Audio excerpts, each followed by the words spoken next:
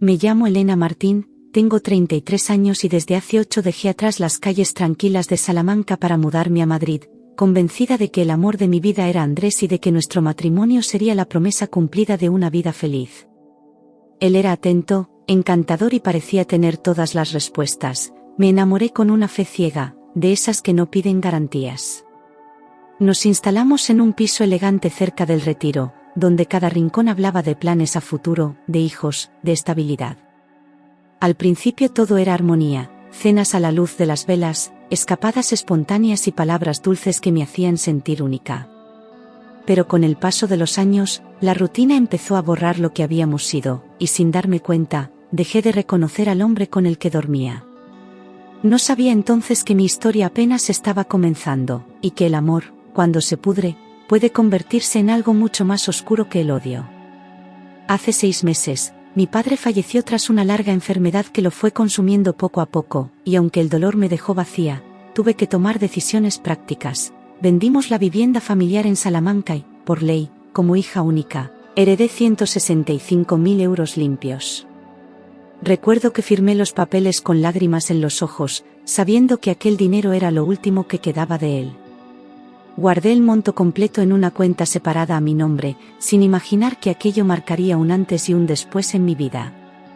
Al llegar a casa y contárselo a Andrés, lo primero que dijo no fue «lo siento por tu padre», sino «ahora podremos arreglar la cocina».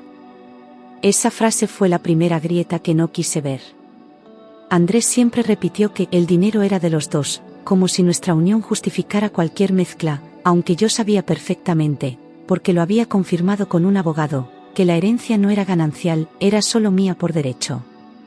Pero él insistía con ese tono persuasivo que antes me seducía y ahora empezaba a inquietarme, como si no aceptar su idea fuese una traición.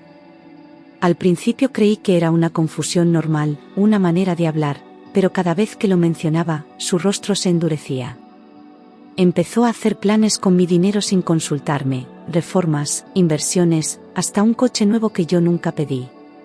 Y yo, por no pelear, callaba, hasta que ya no pude seguir ignorando las señales. Desde el día en que se confirmó la transferencia del dinero, su carácter cambió. Las bromas desaparecieron, y en su lugar llegaron los silencios largos, las miradas frías, los comentarios pasivo-agresivos que me hacían sentir culpable por todo. Se volvió más controlador, quería saber a qué hora salía, con quién hablaba, qué hacía con cada euro. Me criticaba por detalles mínimos, como si cualquier gesto mío fuera un ataque personal. Las discusiones se hicieron rutina, y cada noche sentía que dormía junto a un extraño que medía mis movimientos como si fuera su enemiga. Yo aún creía que podía recuperarlo, que era una crisis, no una advertencia. Un día, después de una pelea especialmente amarga por haber comprado unos libros sin consultarle, él propuso hacer una cena romántica para empezar de nuevo.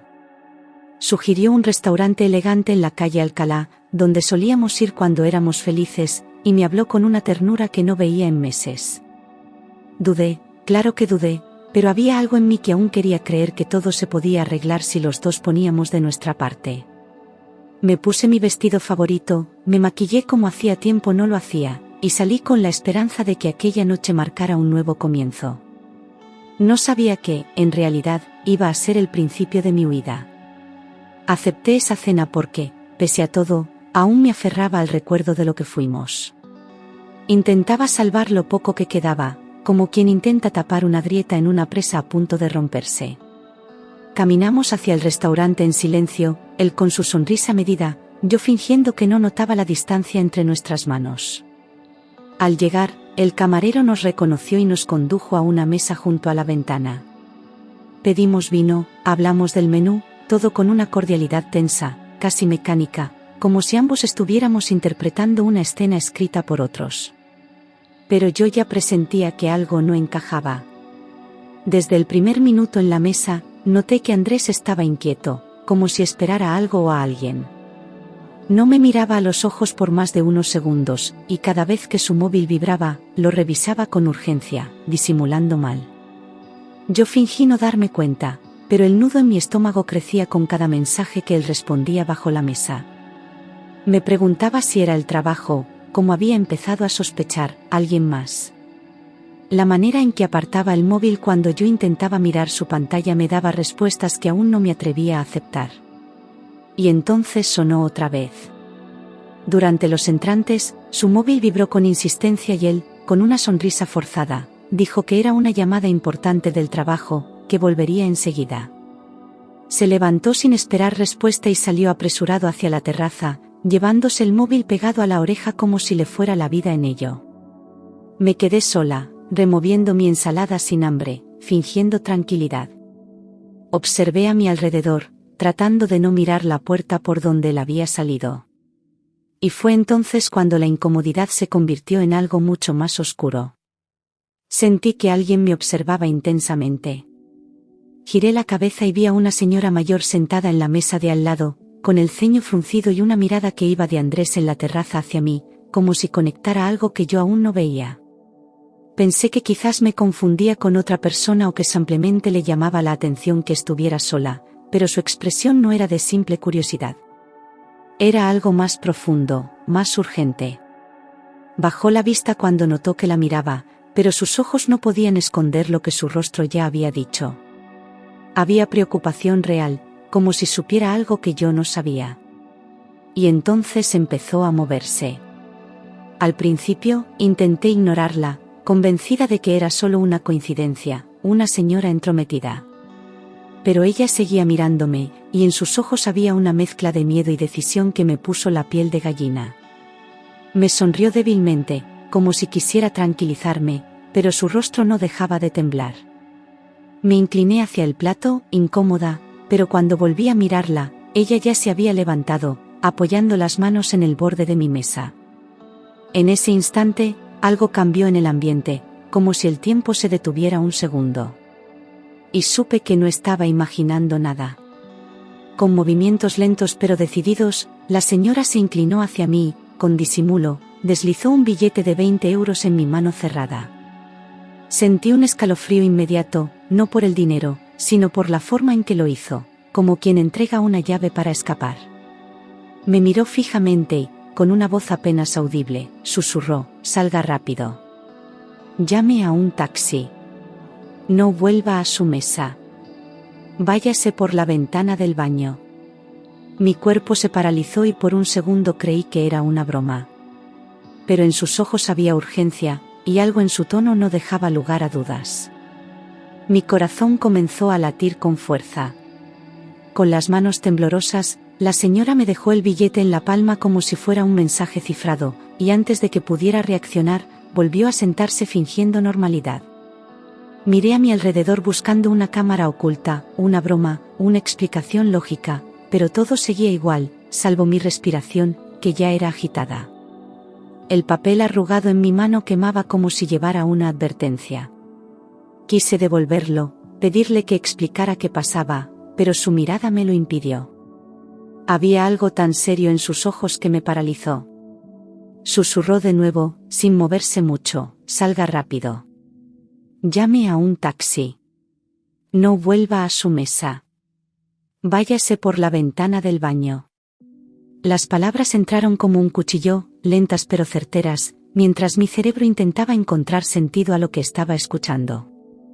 Pensé que tal vez me estaba confundiendo con otra persona, o que tenía problemas mentales, pero algo dentro de mí gritaba que la creyera. El tono de su voz no era de alguien que duda, era de quien ha vivido el miedo. Empecé a sudar frío y sentí como el corazón me golpeaba las costillas. Me quedé en shock, inmóvil, mirando la servilleta arrugada como si pudiera responder por mí, deseando que alguien interrumpiera ese momento para devolverme al mundo real. Esto no puede estar pasando, pensé, intentando convencerme de que todo era una mala interpretación. Pero cada fibra de mi cuerpo me decía lo contrario, que esa mujer no estaba loca, que no se había equivocado. Quise hablarle, preguntarle más, pero no podía mover los labios. El miedo ya se había sentado conmigo a la mesa. La señora negó con firmeza, sin dejar de mirarme, como si supiera exactamente lo que hacía y no tuviera dudas sobre lo que me estaba advirtiendo. No era una expresión de histeria, ni de exageración, era la certeza de alguien que ha visto demasiado. Apretó los labios y movió la cabeza despacio, transmitiendo un mensaje silencioso que me perforó el pecho. En ese instante, ya no era solo sospecha, era miedo puro. Algo estaba mal, muy mal. Y ella lo sabía. Miré hacia la terraza, aún intentando mantener la calma, y ahí estaba Andrés, con el teléfono en la oreja y una sonrisa que no era de trabajo, no era para mí, no era la de un hombre preocupado. Era una sonrisa cómoda, íntima, como la que se comparte con alguien con quien se tiene un secreto. Me incliné un poco y lo vi mover los labios con naturalidad, ajeno a todo lo que estaba ocurriendo dentro del restaurante. Y entonces, la vi a ella. Al fondo de la terraza, una figura conocida que me provocó un vuelco en el estómago. Era Laura. Su compañera de oficina.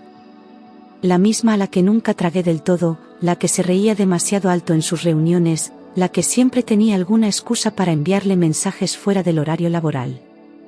Estaba ahí, en el mismo lugar, mirándolo con atención, como si esperara algo. Me fijé mejor, no estaban juntos, pero sí conectados.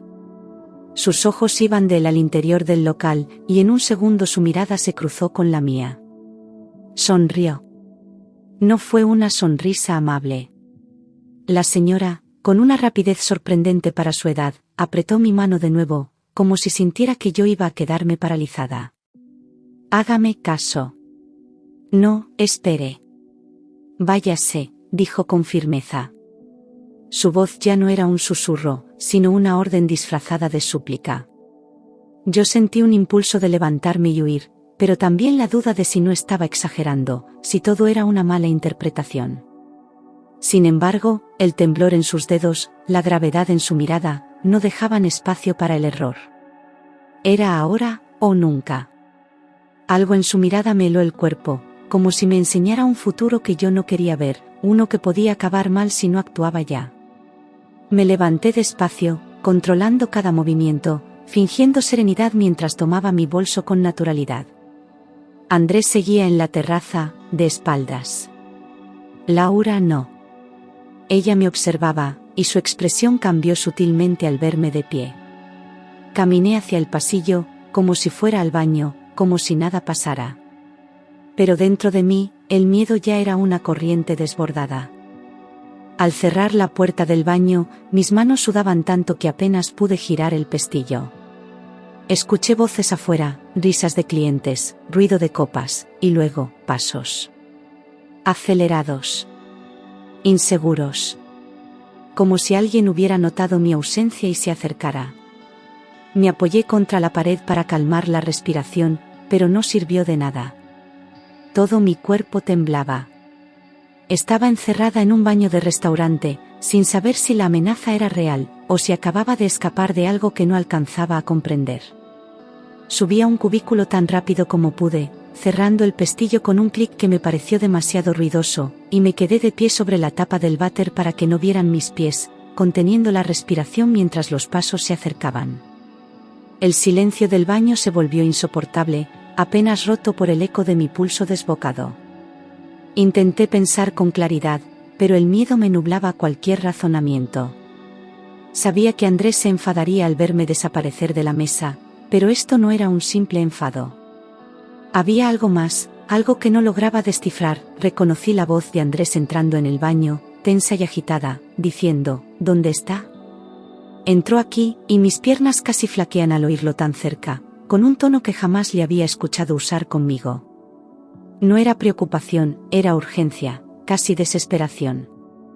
Me cubrí la boca con ambas manos para no hacer ruido, sintiendo como el aire se atascaba en los pulmones. Él empujó una puerta, luego otra, mientras contenía la respiración esperando que apareciera. Yo sabía que si revisaba la tercera, me encontraría. Entonces escuché una voz femenina respondiéndole desde la entrada, tranquilo. No tardará. Ten preparado lo que dijimos, y esas palabras atravesaron el cubículo como un golpe seco, encajando piezas que yo no quería comprender. La voz era fría, segura, como si aquel plan estuviera perfectamente ensayado. Andrés murmuró algo ininteligible, y su respiración era tan cercana que temí que escuchara la mía. Me apoyé en la pared del cubículo para no caer. Era evidente que no se trataba de una discusión de celos. Era otra cosa. Esa voz era la de Laura, inequívoca, con ese tono calculado que siempre había ocultado detrás de sonrisas amables, y saberla tan cerca me provocó un vértigo que casi me hizo perder el equilibrio. La imaginé cruzándose de brazos, controlando la situación, como si esto fuera un trámite. Me pregunté cuántas veces habían hablado de mí a mis espaldas, cuántas decisiones habían tomado sin que yo lo sospechara. Sentí rabia mezclada con terror. Era evidente que no estaban improvisando nada. Sentí náuseas al escuchar un susurro entre ellos que no pude descifrar, pero que incluía palabras como «esta noche» y «de una vez», y el baño comenzó a darme vueltas como si estuviera encerrada en una jaula diminuta. ¿Qué habían planeado? ¿Por qué yo? ¿Qué querían hacer con mi dinero? ¿Conmigo? Cada pregunta me atravesaba como un latigazo. Intenté no llorar, obligándome a mantener la mente fría, pero era imposible. Mi cuerpo ya entendía lo que mi cabeza no quería aceptar. Miré la pequeña ventana del baño, alta y estrecha, casi imperceptible desde la puerta, pero lo suficientemente grande como para que yo pudiera intentar huir si reunía fuerzas. Era la única salida posible, una rendija hacia un callejón oscuro, desconocido, pero 1000 veces más seguro que quedarme ahí esperando. El ruido de Andrés tocando otra puerta me impulsó a moverme.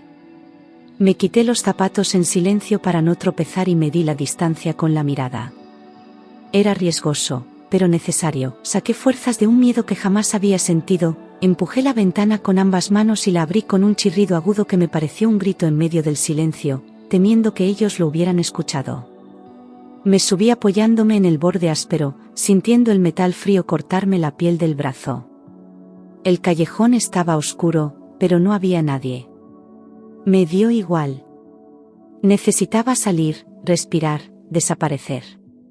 Y antes de pensar más, me dejé caer al otro lado. El golpe en el suelo me arrancó un jadeo ahogado y me raspé el brazo de arriba abajo, sintiendo un ardor inmediato que me hizo morderme el labio para no gritar. Pero estaba fuera. Fuera del baño, lejos de ellos, lejos de su plan. Me levanté sin mirar atrás, con el corazón latiendo como si quisiera escapar también. El viento frío del callejón me despejó lo justo para entender que no había tiempo que perder.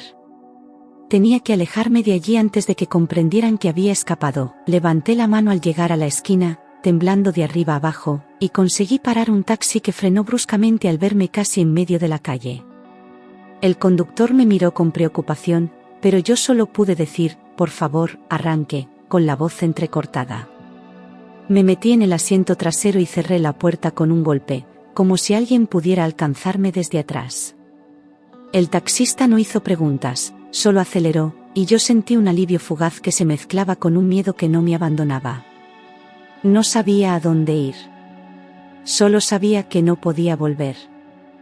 Le pedí que me llevara a casa de mi hermana Sara, en el barrio de Retiro, porque era el único lugar donde podía pensar y sentirme protegida, aunque no sabía cómo explicarle lo que estaba pasando. Me miró por el retrovisor con un gesto de duda al ver mi brazo lleno de sangre y mis manos temblorosas, pero seguí dando la dirección con voz firme. Mientras el coche avanzaba por las calles iluminadas, yo intentaba poner orden en mi mente, recordar cada detalle, cada palabra. Tenía la sensación de que acababa de escapar por segundos de algo irreparable. Durante el trayecto, mi móvil no dejaba de vibrar. Miré la pantalla. Andrés. Llamaba una y otra vez. Luego empezaron los mensajes. ¿Dónde estás? No hagas tonterías, tenemos que hablar ya. No contesté. Me quedé observando esas palabras como si vinieran de alguien que ya no conocía. El silencio era mi única protección. Cuando Sara abrió la puerta, se quedó paralizada al verme con la cara pálida, el vestido arrugado y el brazo manchado de sangre. Me abrazó sin decir nada y me metió dentro, cerrando 2 veces con llave. Me llevó al sofá, buscó un botiquín, y mientras limpiaba mi herida, me miraba como si intentara entender hasta dónde llegaba el daño. ¿Qué ha pasado?, preguntó finalmente. Y yo lo solté todo, de golpe. Le conté lo de la señora del restaurante, la ventana, la conversación de Andrés con Laura, el billete en la mano, el susurro urgente, todo. Sara me escuchaba con los ojos muy abiertos, sin interrumpirme, como si cada palabra confirmara un presentimiento que no quería tener. Al terminar, me agarró las manos con fuerza. Elena, no vuelvas a casa. Algo grave está pasando. Esto no es solo una infidelidad. Y en ese instante lo supe, tenía razón. Esa noche dormí allí, en el sofá, aunque dormir fue imposible. Cada ruido en la calle me ponía en alerta. Cada sombra proyectada por los faros del coche me hacía pensar que él había venido a buscarme. Intenté cerrar los ojos, pero mi mente volvía al baño, a la frase, ten preparado lo que dijimos. El miedo era una presencia física, como si alguien estuviera sentado al pie del sofá, esperando. Y yo solo podía seguir despierta. A las 2 de la madrugada, escuchamos pasos en la escalera del edificio. Lentos, como si alguien intentara no hacer ruido. Nos miramos en silencio, sin movernos. Luego, el sonido seco de una mano intentando girar la cerradura nos congeló. No dijimos nada. Nos escondimos en el pasillo interior, con el móvil en la mano, mientras Sara llamaba a la Policía Nacional. La respiración se me cortaba a cada segundo. Los pasos desaparecieron antes de que llegara la patrulla, que subió sin prisa pero con las linternas encendidas, preguntando quién había hecho la llamada. Les explicamos lo que oímos y nos recomendaron no abrir la puerta a nadie, incluso si conocíamos la voz. Uno de ellos nos miró con seriedad y dijo, no subestiméis esta situación. No estáis seguras, y alguien sabe dónde estáis. Sentí que el suelo se movía bajo mis pies. A la mañana siguiente, fui escoltada por un agente a mi casa para recoger algo de ropa y documentos. Iba temblando, sin saber qué iba a encontrar tras esa puerta. Al llegar, notamos que estaba mal cerrada, como si alguien la hubiera forzado pero sin llegar a romper nada. El policía me hizo un gesto para quedarme atrás. Entró primero, revisando cada habitación. Yo respiraba con dificultad, esperando lo peor. Por fuera todo parecía igual, pero al entrar al salón noté que varios cajones estaban abiertos y revueltos. No se habían llevado nada valioso, ni el portátil, ni la televisión, ni dinero en efectivo. Lo que encontraron fue algo más personal. En la mesa del salón estaban mis extractos bancarios, impresos y marcados con rotulador. Alguien había señalado mis ahorros, los movimientos recientes y la cantidad exacta de la herencia. Me acerqué con cuidado y vi que el portátil de Andrés estaba encendido. En la pantalla, una conversación entre él y Laura seguía abierta. No tuve que leer mucho. Allí hablaban de resolver el asunto del dinero, de hacerlo pronto, sin que ella sospeche y de dividir todo cuando esté hecho. La sangre me abandonó el rostro. Ella era yo. Me senté sin sentir las piernas. El policía me pidió que no tocara nada y llamó refuerzos. La patrulla tomó fotos, se llevó los documentos y el portátil como posible prueba de coacción y planificación. Todo estaba empezando a encajar, pero el dolor de esa verdad me partía por dentro. Andrés, el hombre con el que había compartido 8 años de mi vida, estaba conspirando contra mí, no por amor ni por celos, sino por dinero. Por algo que era mío. Y yo había estado a centímetros de caer en esa trampa. Llamé a Andrés desde el coche patrulla, fingiendo calma, como si no supiera nada, solo para confirmar lo que ya temía. Le pregunté por qué había ido a casa de Sara de madrugada, y su silencio de 2 segundos bastó para revelar la mentira. Luego se puso agresivo. ¿Qué estás diciendo? Yo no he ido a ningún sitio. Estás paranoica. Cuando mencioné a Laura, su tono cambió otra vez, esta vez a amenaza disfrazada de preocupación. Colgué sin decir más, con el corazón en un puño. La policía me aconsejó no volver a contestar sus llamadas, ni responder a ningún mensaje. Me explicaron que, a partir de ese momento, cada contacto debía quedar registrado como parte de la investigación. Agradecí su ayuda, pero por dentro me sentía devastada, como si mi mundo se hubiera roto en pedazos demasiado pequeños para volver a juntar. Ya no era solo traición, era peligro real. Andrés no era quien yo pensaba. Nunca lo había sido. Volví al restaurante, intentando encontrar a la señora que me había alertado. Quería agradecerle, entender cómo sabía lo que estaba a punto de pasar, y por qué había decidido ayudarme sin conocerme. El gerente me atendió con amabilidad y me dijo que ella solía ir todos los jueves por la tarde, que era del barrio y conocía a muchos. Pregunté si podía darme su nombre o algún dato, pero no quiso comprometerse. Es muy discreta, dijo. Pero buena persona, siempre lo ha sido. Hablé con una camarera joven que recordaba la noche en que todo ocurrió. Le pregunté si había visto algo extraño, algo fuera de lugar entre Andrés y la otra mujer. Me miró con duda al principio, pero luego se acercó más y bajó la voz. Su marido estaba discutiendo con la otra mujer. Ella le decía que se diera prisa antes de que usted volviera. Sentí que el corazón se me caía al suelo. No lo imaginé. Había un plan. Y yo estaba justo en el centro. Mis piernas temblaban. Aquella frase lo confirmaba todo. No se trataba de celos, ni de una historia paralela. Era premeditación, presión, manipulación.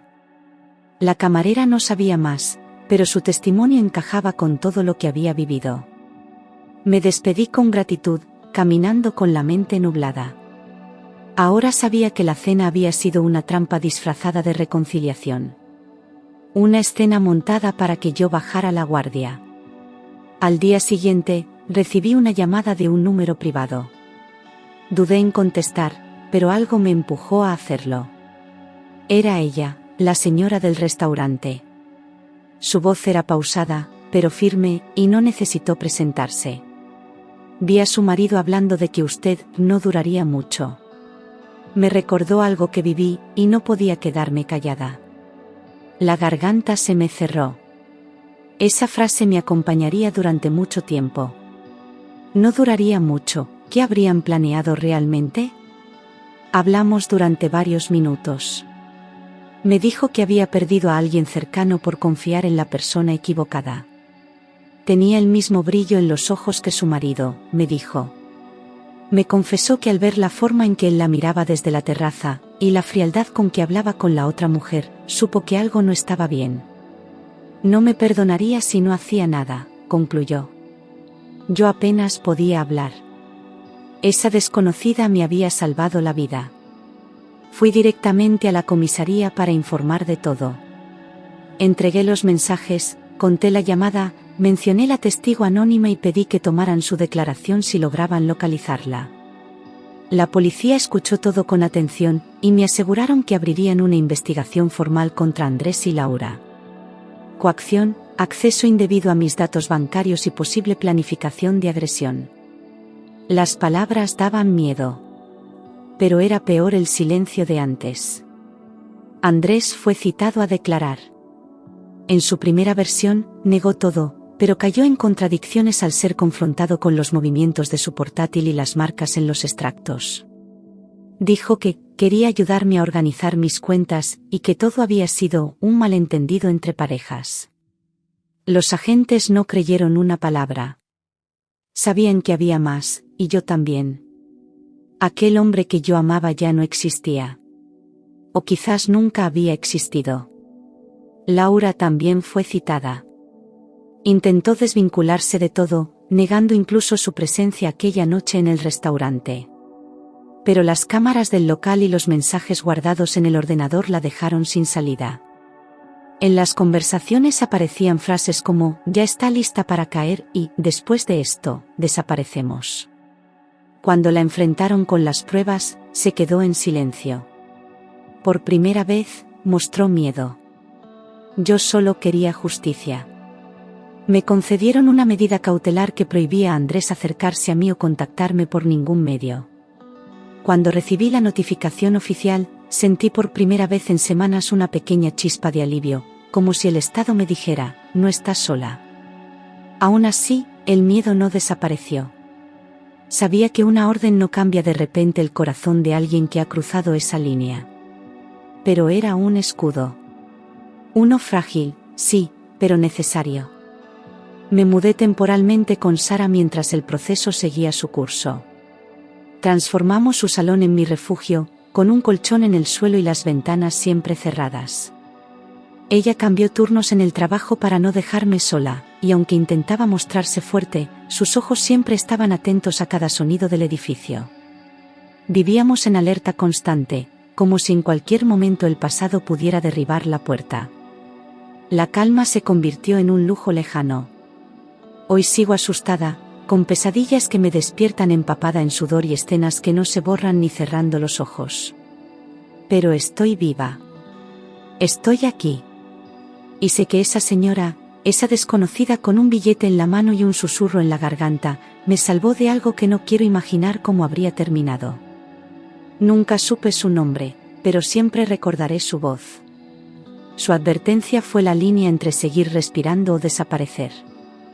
Desde entonces, miro a las personas con otros ojos. Ya no doy por hecho el cariño, ni la lealtad, ni el amor. Aprendí que la confianza es un hilo delicado, y que incluso alguien que duerme contigo puede ser capaz de traicionarte en silencio durante años. A veces me pregunto cuántas señales ignoré, cuántas veces me miré al espejo y no quise ver lo que ya sabía. Pero no me castigo. Sobreviví. Eso es lo que importa. He retomado el trabajo poco a poco, evitando contactos innecesarios, manteniéndome lejos de redes sociales y cuidando cada paso.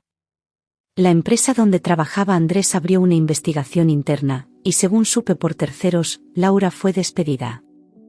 Él pidió una baja médica por estrés emocional, como si el verdugo pudiera presentarse como víctima. No me interesa saber más. Necesito reconstruir mi vida, y para eso, él debe quedarse atrás. La fiscalía avanza con el caso, y mi abogada me dice que las pruebas son sólidas, los documentos, los mensajes, las grabaciones, los testimonios. Hay un camino legal que recorrer, lento, doloroso, pero claro. A veces me canso, otras lloro de rabia. Pero sigo. No por venganza, sino por respeto a mí misma. No permitiré que esto quede en nada. No fui solo una esposa engañada. Fui una mujer a punto de ser destruida. Sara ha sido mi roca, y aunque discutimos a veces por tonterías, el encierro también desgasta, sin ella no habría podido sostenerme. Me acompaña a las audiencias, me abraza cuando vuelvo rota, me obliga a comer cuando me encierro en mi cuarto. Me recuerda quién soy cuando la voz de Andrés aún resuena en mi cabeza. No durará mucho, esas palabras siguen ahí, pero ahora con menos poder. Porque sigo aquí. He pensado en mudarme de ciudad cuando todo termine, empezar de nuevo lejos de Madrid, donde cada calle me recuerda lo que viví. Volver a Salamanca quizás, donde mi padre me enseñó a confiar y a defender lo que es mío. A veces paseo por el Retiro con gafas de sol y gorro, no porque tema que él aparezca, sino para ocultar mi tristeza del mundo. Pero incluso en ese dolor, hay vida. Hay pasos que ya no tiemblan tanto. Un psicólogo del centro de víctimas me ha ayudado a entender que lo que viví no fue solo una traición. Fue un intento de anularme, de borrarme como persona, de usarme como un medio. Andrés no me amaba, me necesitaba sumisa, callada, obediente. Cuando dejé de ser eso, se convirtió en otra cosa. No fue culpa mía. Nunca lo fue. Y repetirlo en voz alta me ha devuelto parte de lo que él intentó quitarme, mi voz. La investigación sigue abierta, pero la justicia ya ha empezado a actuar. Andrés será juzgado, y Laura también. No sé si pagarán por todo, pero yo no pienso callarme. A veces, basta una sola persona para cambiar el destino de otra.